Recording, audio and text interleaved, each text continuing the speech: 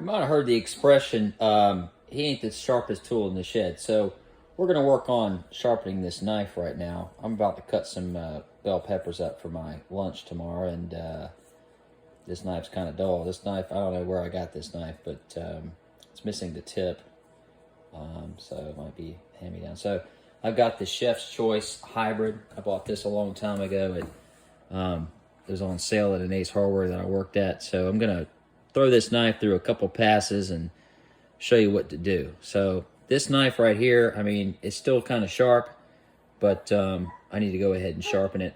Dogs are barking in the background. That's always a good thing, right? So I guess I need to turn my power on here. Got my machine. I'm going to take it, and it's got stages 1. I'm going to go through 1, and then I'm going to go through 2 next. So I'm going to go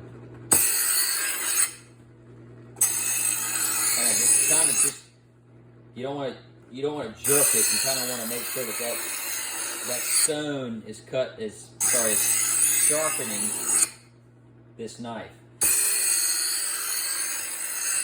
Make sure you get all of the blade.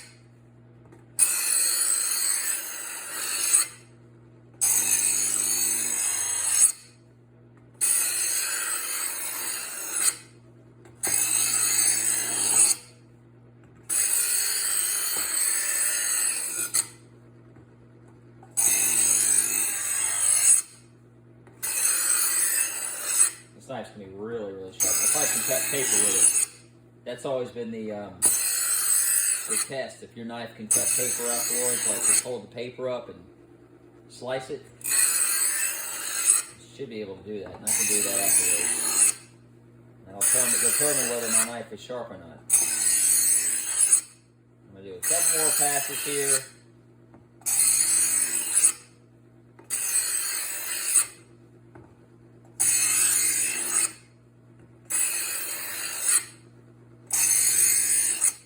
Go to the second stage here, and I think this kind of brings all of the blade together. All right, I'm gonna go get a piece of paper.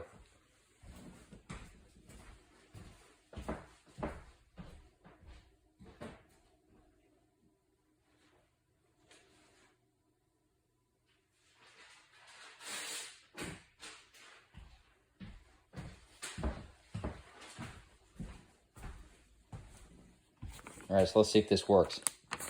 Well, I guess I gotta hold it taut. It worked. It's sharp.